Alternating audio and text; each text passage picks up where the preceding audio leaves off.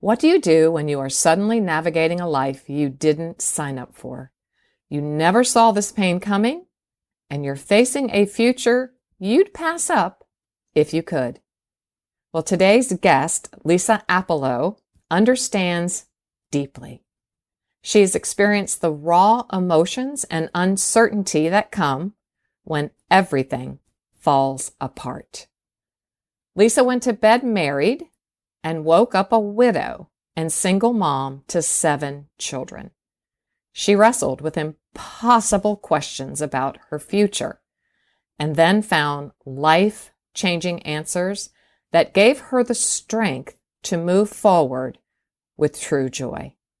With compassion and rich biblical insight, Lisa is going to share her story today, and she's going to help us find our footing.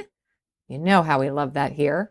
When circumstances bring massive change, she's going to help us process hard emotions with God, who welcomes them. She's going to help us overcome paralyzing fear with 3 scriptural steps and anchor our faith when our hope seems threadbare. That word threadbare becomes a very important theme in her book and in our conversation today. You know, our unexpected future might feel like plan B, but Lisa feels very strongly that there's no plan B, but it's God's purposeful chapter 2 for you as he reshapes your shattered heart and your story. With each intentional, tender step, she says, you're not merely going to survive. No, your life will be really good again. Let's welcome Lisa Appelo to the show today.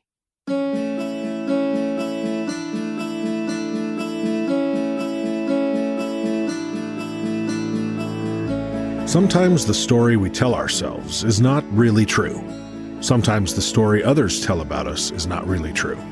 Here on today's Heartlift with Janelle, we are going to learn how to rewrite our story. So pick up your favorite pen and journal, grab a cup of something delicious, and start your heart-lifting journey towards living a meaningful life.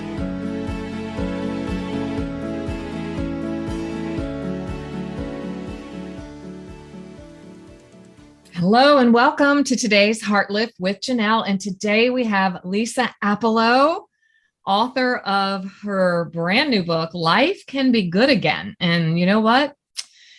I think that's a pretty amazing title. And it's an incredible intention to be speaking these healing words over our lives right now. Life can and will be good again. Putting your world back together after it all falls apart. Welcome, Lisa. Thank you so much for having me. I'm so happy to be here with you. I told everyone you're a mother of 7. Holy moly.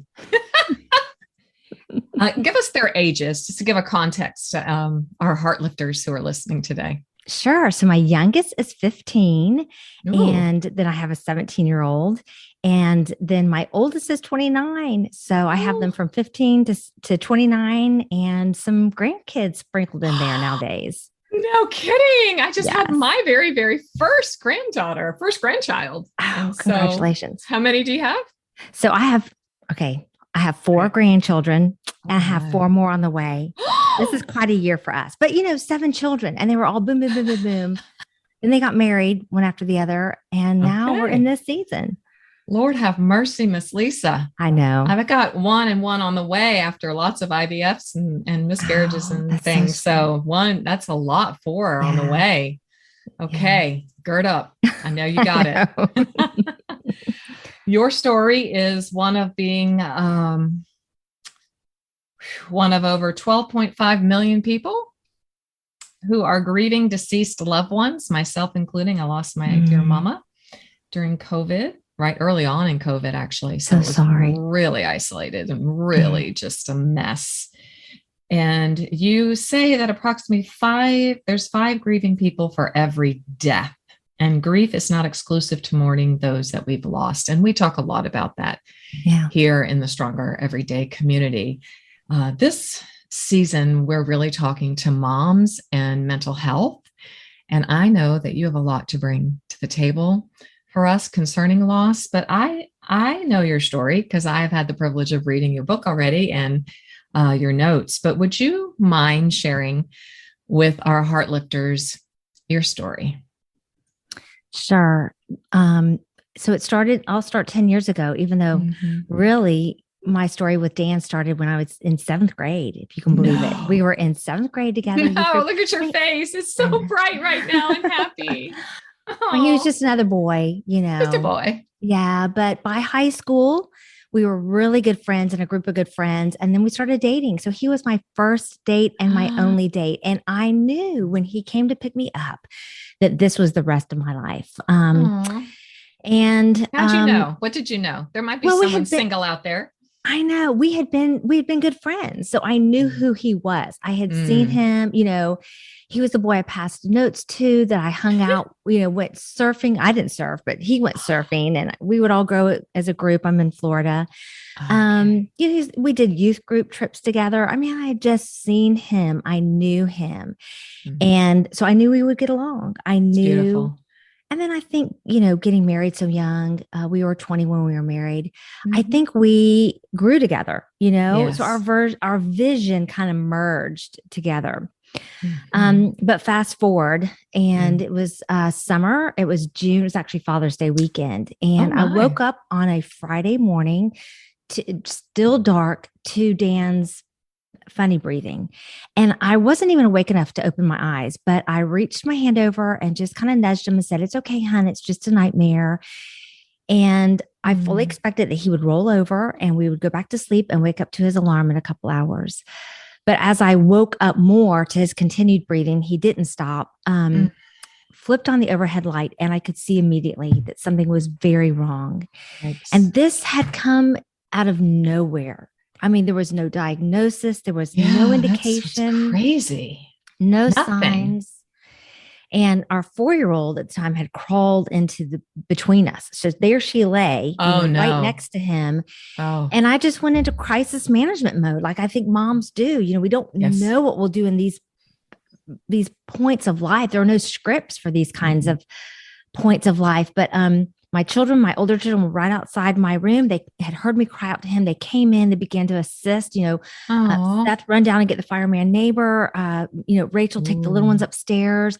Some of my boys helped me get him down and do CPR. And I was not even 2 rounds through when the paramedics were there. So I thought, okay, he is amazing. In good. They were there quickly. Wow. And I thought he's in good hands. I was pacing my living room outside the bedroom and just crying out audibly for God's mercy. Lord, have mercy on us. Lord, have mercy on us. They took him by ambulance to the hospital, and I followed.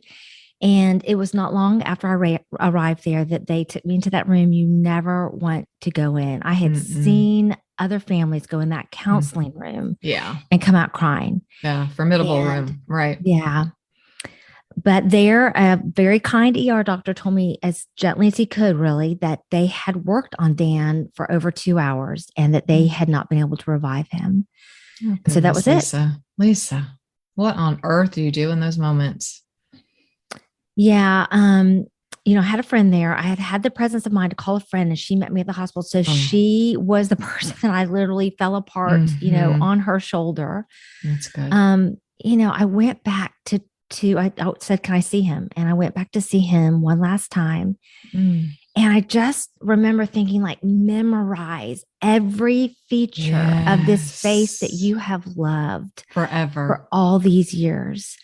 I slipped off his wedding ring, and then I turned to go to home, to tell our kids that were waiting at home that their dad was now in heaven. Oh my goodness. Wow. Nothing prepares you for that. I know that you have shared that you were in youth group and that kind of thing. So I'm just guessing that you grew up in a household of faith and were a young woman who had been developed in the faith and in your spirituality. And yet nothing can prepare you for that moment. No. I mean, we were not made for death. No. Or disease or divorce. Yeah. Tell me why you say that. I think that's amazing. Tell me why you say that. Well, we were not made, we were created for life. Yes. And so all of these things that happen, even if they're common, even if we see it all around us, like we did in 2020 and for Yes. you in 2021, I think the reason it shocks us so much is not because we don't think that it will happen, because we will all go through this, right? But because we just really were not created for it. We were created for life. For a good 70 years anyway. Well, that's what we hope. That's what we expect. Yes, that is our that's hope. the deal we think we've made. I know. Yes. But I think I hear you saying that we were actually created as in pre-fall, maybe? Like we were really created for life and for living this life, and certainly not a good man, right? A good man at that young, ripe age. You do write that you all had a good weekend prior to that. Some good memories prior to that. And and I told you before we got started, on page 20, you write something. I just want to read it because it really took my breath away. I'm a writer. I know 1,000,000 authors. I read a lot of their writing. I edit a lot. So I read this. Let me start on page 19. And this is from Lisa's new book. Life can be good again, Heartlifters. The name of the chapter is This is Too Hard. I cannot do this. Now, I know right now, I have heard almost every one of my own clients. I've heard myself say this, and I can guarantee you right now, somebody's saying this. I can't do this anymore. Typically, I hear it, Lisa, I can't do this. I'm done. I've had enough. Yeah. So I'm just going to read from the beginning of the chapter because it's so beautifully written. The soft chimes on my phone alarm sounded on the nightstand next to me. I opened my eyes long enough to find the phone, slide the alarm to snooze, and set it back down. For one blissful second, life felt good and normal. Yeah, that first moment when you kind of, you wake up fully in that good zone. But just as quickly, the bleak reality of my life rushed in like a bad Groundhog Day, sinking my emotions and wrenching my heart with familiar pain. Despair flooded in along with the dread of the day's to-do list. Like the day before and the day before that, my list was filled from top to bottom with way more things to do than I could get done. Hard things far outside my comfort zone were now my daily normal. And I think that as well is a very relational point for so many mamas and women post-COVID, because, it's still not over. There's still so much happening, and this monkeypox and all this stuff. So you're right. I need to get my feet to the floor. I coached my heart. My kids need me to not just show up, but to parent well. They've lost one parent. They cannot lose another. I pulled back the blankets and willed myself to start another day. This is too hard. I cannot do this. And you say you did that for more than a year. And what arrested my heart was that I coached my heart. I've just never heard it said like that. Where did you pull that word from? I think that there are situations where our natural tendency would be to curl up in a ball and pull those covers over our head and say, this is a nightmare. And I will never smile again. And I will never feel that real joy again. Mm-hmm.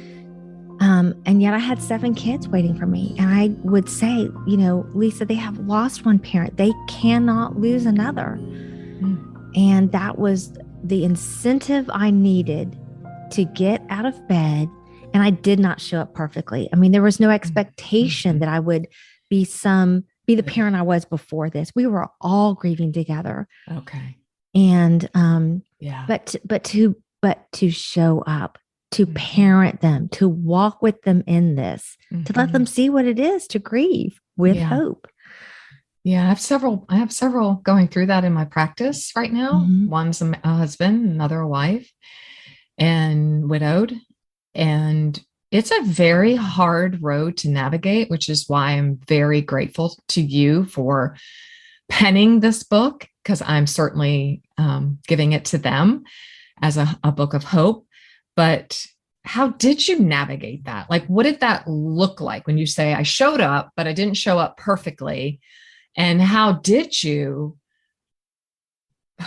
walk before your 7 children with honesty and authenticity? I mean, that's a hard thing to find. There is no script for that. No. You know, you're exactly spot on, that we just do it honestly and authentically. And that didn't mean that I fell apart in front of them. I did fall apart, but those were in my minivan, you know, where I could just, you know, let cry out audibly. Yes. Let out all my fears. They don't need to carry that heaviness and those, you know, and yet we cried together. We read books together on heaven. We did devotions together, as we'd always done. That were very, you know, that met us. Because you would have had a 5-year-old at that time. If your youngest she was actually 15. 4. She was actually 4. So I had a 4, 6, all the way up. Wow. Tween boys, teen boys and girls.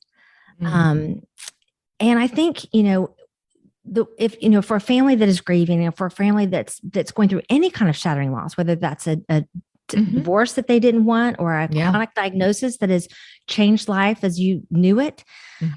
Even job loss or big moves can do this to us. You know, I think to just help your children, keep that conversation open so that the home is a warm place. You know, kids are all going to grieve differently. A lot of kids want everything to be normal when they're with their peer group or at school or at church, but coming home, that's the safe place. And, you know, my 6-year-old, he would look like any other 6-year-old during the day playing with his friends. But at night, when I tucked him in, the tears came. That's when the heart was tender and open. And we really had good conversations. But, you know, personally too, I think as parents, we're going to have to do that heart work first and most. Oh, please say that again, Lisa. I think that is just what I keep pounding the table over. Just do your own heart work. We have to. Why? And tell us why you feel like that. Because I know why, but I want to know why you say that. Yeah, we have to anchor in the Lord. We have to anchor in God when there's such massive change, when there's such big emotions that are just churning, when our thoughts are on overdrive, when those fears are cascading in, we have to be anchored. And it's okay to cry, and it's okay to have those questions, but it's okay to be angry. It is, but ultimately we have that anchor there. And for me, it looked like getting into the Word every day, getting alone every day. I would kind of get my kids started. You know, I had some older ones that could be there with the littles. I'd go around the corner in my minivan. I would just cry. I would journal. I would pray. That is where I did that work. And I would open the Word and I would get in. I did not go hunt for scripture. I just was on a reading plan of reading through the Bible for a year. I didn't even start that until Dan died. It was actually his reading plan. And I picked up his journal and his reading plan and just started in June. And wherever I was, whether it was Leviticus or the Psalms, God would meet me on the words of that page and remind me of his character and his promises. And it was enough hope to go back in and parent my kids that day. It wasn't enough for the week. I had to go back in the next day and do it again. You had to get the daily manna, the daily portion. Yeah. Daily.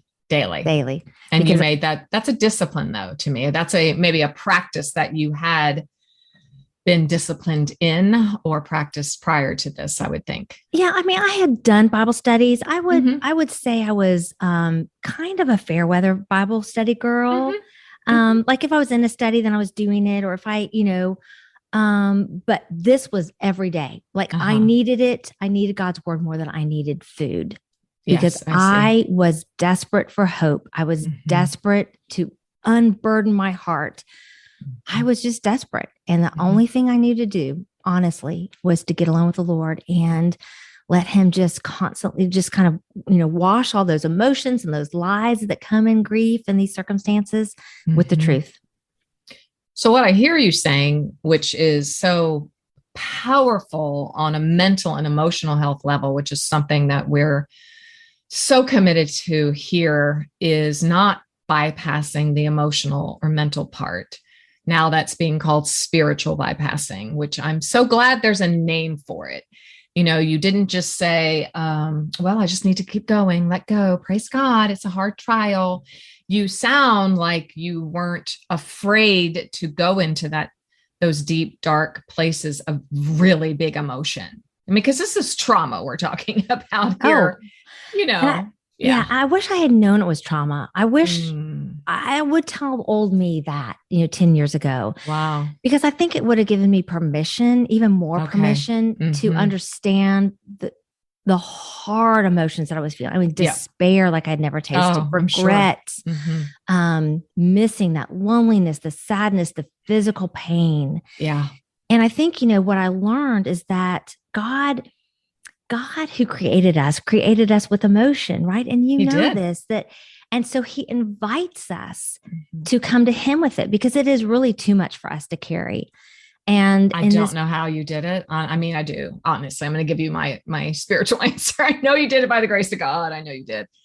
But on the flesh side, on the hard, yeah. And actually, Lisa, 10 years ago, a decade ago, we're only 20 years into really having this onslaught of understanding about trauma, thanks to Bessel van der Kolk and others in that field of neuropsychology that have brought this to the forefront. So 10 years ago, particularly within inside of the Christian faith, because it's still not really being spoken about too much. We're trying to integrate faith and mental health, but yeah. So how do you think that is it just that it would have given you permission to oh, wow, this really is a lot bigger than me. yeah. Woo. I remember sitting down the first time with my kids, all on couches and pillows around the living room after the memorial service, after everybody had gone home and the house had quieted. And I remember saying, this is not normal. And I've quite why didn't I say that? Of course it's not normal, but I think I needed to tell my children. I think that's what I was saying. Yeah. You were normalizing it through a trauma. And what I went on to say was that we're going to have to give ourselves a lot of grace. Yes. We are all going to grieve differently. I was so grief naive, but I did know that. No, but that's amazing that you would even have that. It just says, I'm going to assume that you and Dan perhaps had very good, strong, secure childhoods, not perfect, not, Yeah, we did. Secure attachments, where I'm going with that. And Heartlifters, you knew I would get there. But when secure attachments in place, when you've received that as a child, you have a little more anchoring in a season of tumult like that, your lamenting season, as this was for you. I mean, it's still overwhelming, but there is a little bit more access to strength and security, I think. Would that be fair to say? Well, that is true. As you described that, we both did have intact families and, strong faith families that brought us, we were active in the church. Not perfect by any means. Never. But that's so, even as you say that, I'm thinking of my own parenting and my own children's childhood that I wish was different, and how we can still give them that security, even when life just upends in loss. Yeah.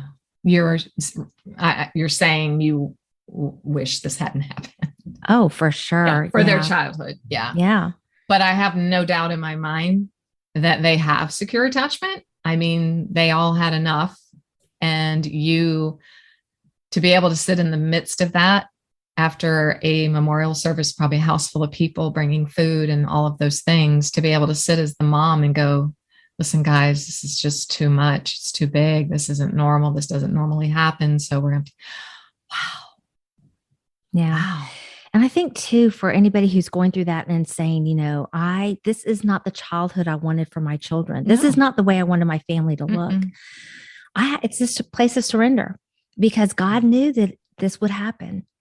And so what I have seen 10 years out is that God can do things in our children through grief, through loss, through that emptying, through hardship and trial, that he cannot really teach as clearly and as quickly on the sunny days. So, hearts of compassion, exactly. Yeah. Hearts of understanding, to know that God isn't just some God on the page of the word, but that he is real and practical. And he shows up as tennis shoes when you're playing basketball, or a new to us car sitting in the driveway. Oh, yay, God. Or just that moment by moment grace. Yeah, we haven't even mentioned the fact that was Dan the primary breadwinner, or were you co-partnering in that, or yeah, all the financial end of that whole thing? Yeah. Were No, you we were a homeschooling, or single, did the kids go to school? we were a single income family. I was homeschooling. So I had been an attorney, I had worked, Oh, and then we were a wow. 2 income family. And by this point, I was in the home and I thought, well, this is how it will always be. In fact, I had retired from law. Um, Wow. But so we were a single income family, and those fears of how in the world are you going to bring us through this? And there was some safety net there that Yeah, we had, but long term and thinking about putting my kids through college sure. and all of those things of raising Weddings, all seven. these things. Oh, yes. And, there was a fear I had to really battle because fear was really a vice grip for me. And I was not, Hmm. parenting out of fear. I wasn't able to make decisions because of fear. And Yes. one day, a friend over coffee gave me the verse, 2 Corinthians 10:5, that says that to take every thought captive to the truth of Christ. Yeah. And so That's I very began to put powerful. that into practice. And I Hmm. would go through this process of when that fear would come. And at the beginning, it was a lot, like the fear of our finances, our financial Yeah. future. Hmm. I would call out the lie underneath it. And the lie is that God wouldn't take care of us in this new season or new phase. Wow. And then I would take it captive. I would just imagine it really lassoed and just taken out of my thoughts and then Wow. replaced with the truth of Christ, which is Mhm. that God is a provider. That's his Jehovah character and his Jireh. promise, Yeah. that he says, yes, that I will supply all of your needs according to my riches in Christ Jesus. And he He had done says that as a that. 2 income family. He had done that as a 1 income family. And now he would do that for us. Wow. And he has. And I'm so grateful you're here. Thank you for telling us your story, Lisa, because I just know that this is resonating on so many, in so many different ways with different circumstances. It's resonating to me. He is Jehovah Jireh. Yeah. He will provide all that we need. That word all is so powerful, and it's a powerful study to do in the word, to study all the time. It says all, A-L-L. You also share, okay, I have two thoughts. One is, was it a practice in your home with Dan for you all to gather together on the couches with pillows and have family time? Was it a family practice to eat meals together? I mean, you've got 7 kids. It's such vast ranges. I'm sure there was a lot of, car time, practice times, all those kind of things. But was it a regular practice? And I'm asking that because I'm wondering if that wasn't some of that super glue that perhaps served as a hold fast during this time of such crisis. Yes. And I'm remembering a story that is not in the book. And yeah, we had regular meals together and we did have regular devotion times, but Dan wasn't a part of it. He got up really early and was at work super early. If I had waited for him, I'm not sure, how many times we would have gathered. And somebody would have been asleep Yes. So it was how we started our homeschool day, honestly. Okay. And that's how we fit it in. And so Perfect. from the time that I started with my oldest ones, they were in school for a little while and then we came home. We just did it as that was like 8 o'clock every morning. That's how we started. Okay. Ding dong. And I found that all of those times, no matter how a family does it, it's like a deposit in your faith bank. It is. And you will need an emergency deposit at some point for some reason. And so to have that everyday deposit that you're making. But, one of the things that happened right before Dan passed away, my oldest son was actually at camp. He was a counselor at camp. So he actually wasn't even home when all this happened. And knowing he was going to go off to camp for the summer as a counselor, we were very intentional. He came home from college. We had like a week and a half, 2 weeks before he went off for the summer. And we were very intentional with that time as a family. And I remember especially one day we had this like end of school family day that we always did. We'd kind of like call out in each child what they had done that year and what we had seen, the character we'd seen them grow in, and just spend the day, celebrating. School assembly. Yeah. Field day. Right. So we had this day. Well, he had a bunch of buddies also home from college, girls and guys, and they were getting together and he kept asking us, can I go out with them? Can I go with them? And we made one of those hard parenting decisions. And we said, No. Wow. We were very tempted to let him go. That's a tough one. Yeah. It is. We said, no, this is a family day. You can go after, but this is our time. And were we not all so grateful? I mean, that was a gift for my son. Mm-hmm. And he came back very quickly and said, Mom, if you had let me go with my friends and I had missed that time with Dad, I would have been forever feeling guilty. Yes. Over that survivor choice. Guilt. Right. For sure. Oh my goodness. And not that we never let our kids, but I just think to prioritize time with our family and to put some guardrails around that is good. Mm-hmm. Oh, I think it's imperative. And it's really something that I'm getting the older I get. My oldest, they're all flipping next week. They 36 and I have twins, going to be 32. And I just think I hear so many times how families are so scattered and running to small groups and life groups. And I love all of that. And I think it's so critically important. I love church. I love the body of Christ. I love it all. But I think that there's something different in the air anymore. And that we're also, even through the isolation, everyone was, distracted. That is there a call coming back to all of us for more of that practice? And that discipline, of meeting together on the couches with pillows, and maybe they're doing somersaults or look like they could care less, or, but having at least one meal together, or, something that is grounding us. I love that paragraph on page 20 where you said you had to put your feet on the floor. That's a grounding practice. That's okay, woman. Come on. I don't know. Do you think I'm off base here? Do you think I'm like a little off? I'm just so curious to know if we should be heralding this message on a broader scale, like gather together families. Yeah. To have more of those moments where we're going to spend today together. Yeah. We need to know each other. For sure. And, after Dan passed away, I mean, life was fractured in so many ways. And I'm sure I found myself not that first. Well, yes, I think that first year I began to very intentionally kind of rebuild our family. And that might what did that sound look like? Well, just intentionally doing things. I mean, intentional time together, intentional. So some of my boys love football, and on Monday nights we would do Monday night football. Oh, that's awesome. And you're amazing. So, yay, Lisa.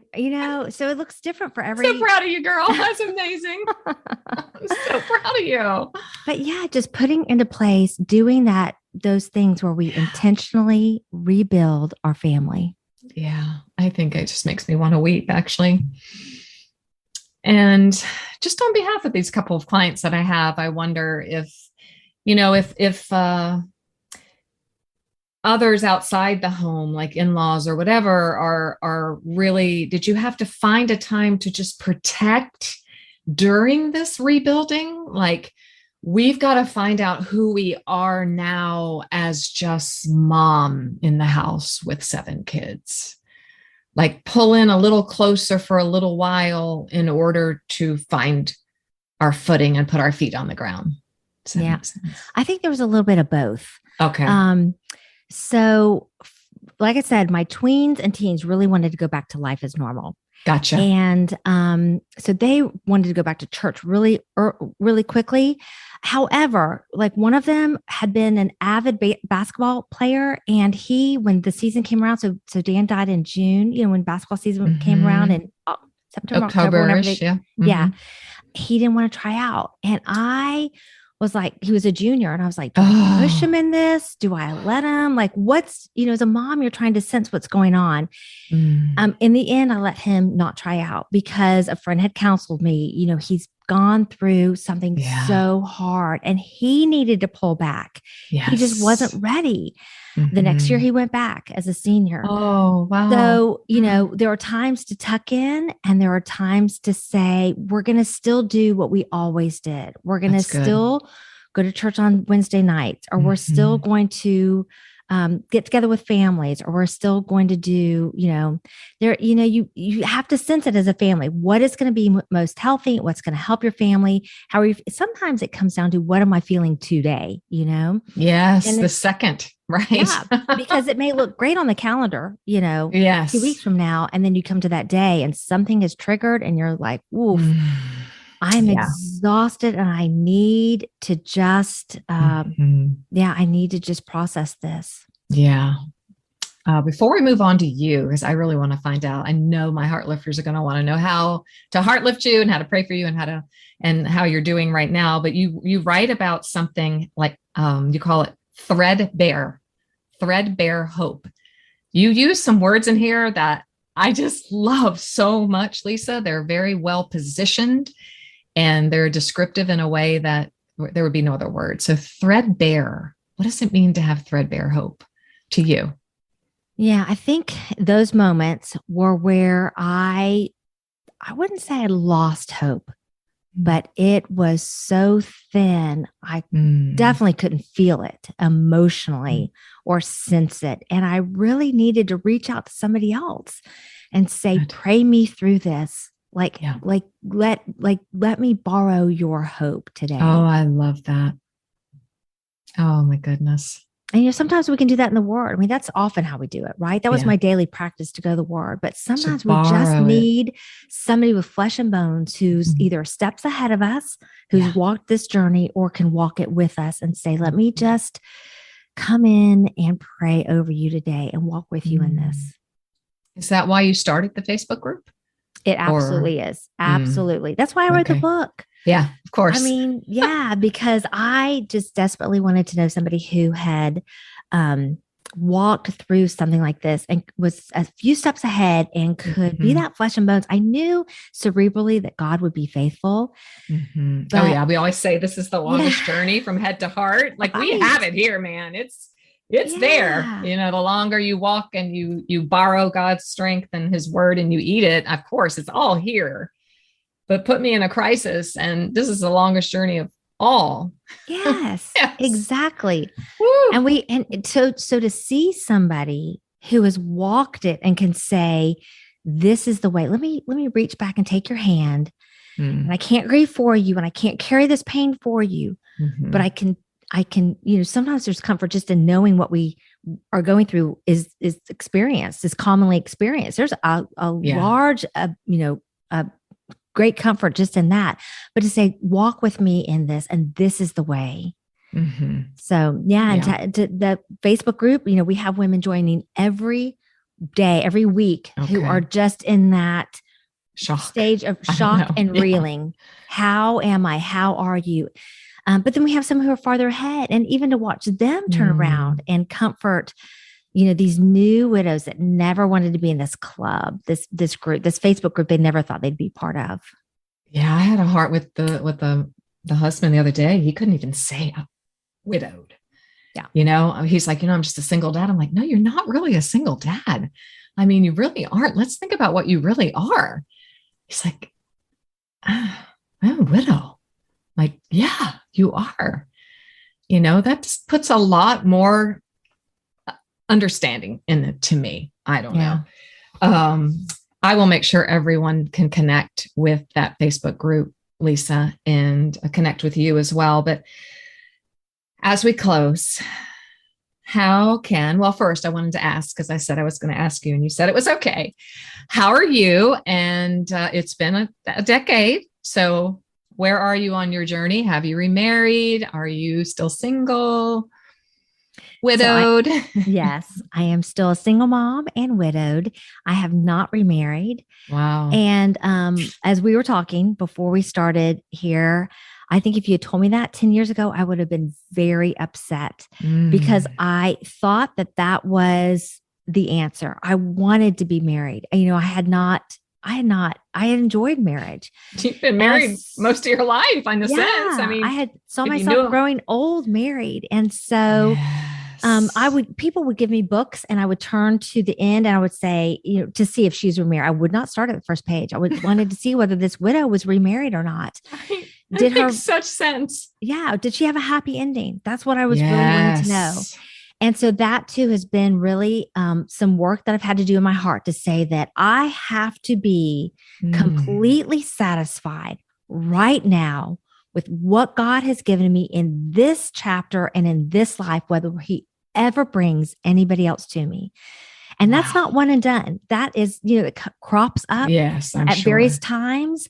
But to say, Lord, this is the life you have given me. And I'm open to what you have, and I can pray for it. It's a godly prayer request, but I cannot set my hope on that. That would be setting my hope on something that is out of my control, really, and that you might not have for me. And so I have got to find my satisfaction in you alone. And that is a good thing.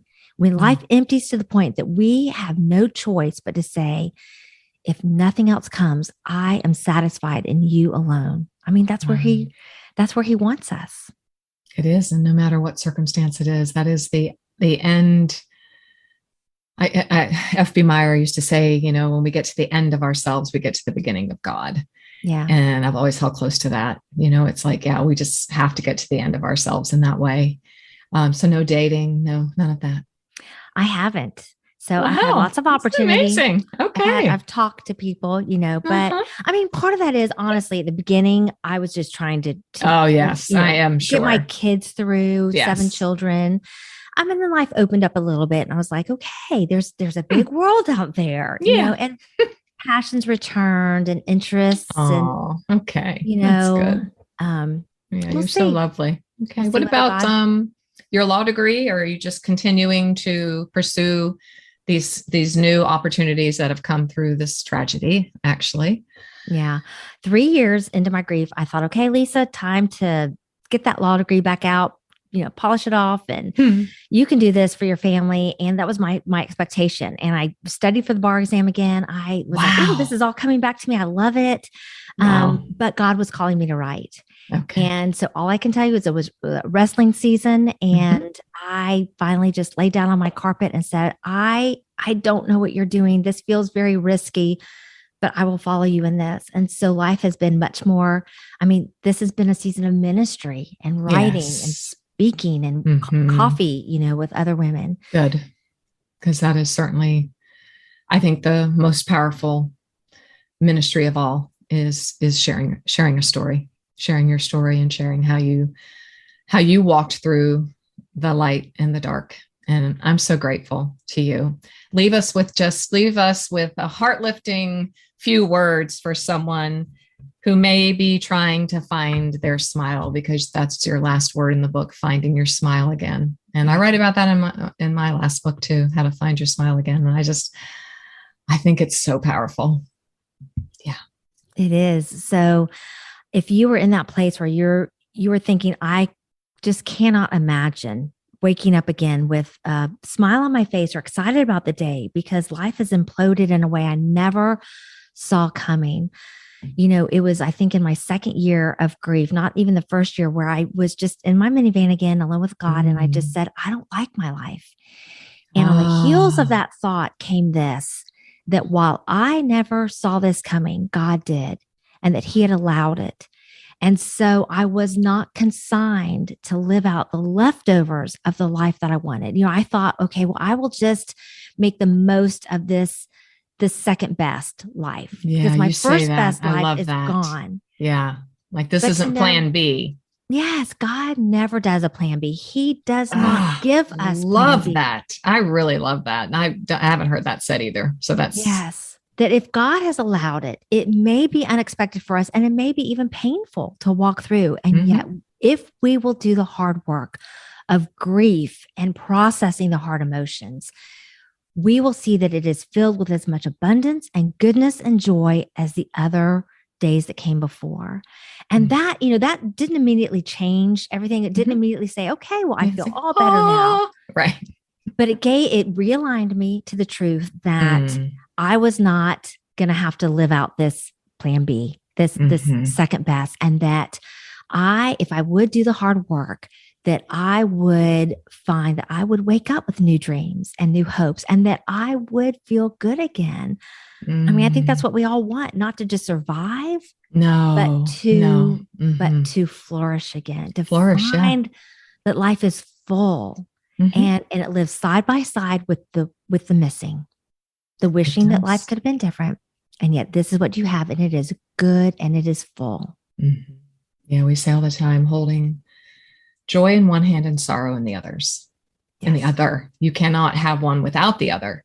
You know, they have to coincide. And that's what you're saying to us today. So, Heartlifter, life can be good again. Life can be good again. Even in these overwhelming situations where you feel like, you just can't get out of bed. But Lisa, you have given us some very strong encouragement and practices. The first being, I'm going to begin it again, is getting out of bed and putting my feet on the floor and saying, I say this every day because a 93-year-old woman in one of my old Bible studies said, you just have to get up every day and say, this is the day the Lord has made. God, you're in it. So may that be what we all do tomorrow morning when we realize weeping can endure for a night, but joy can come in the morning and we can smile again. Lisa, many blessings on you and your family. Thank you. Thank you so much for having me. It's been a great conversation and I appreciate it. You're welcome. Thanks for listening today. It was great having you here. For even more great content and resources, please join the Stronger Everyday online community at JanelleRaridan.com. Always remember, you, my friend, have value, worth, and dignity.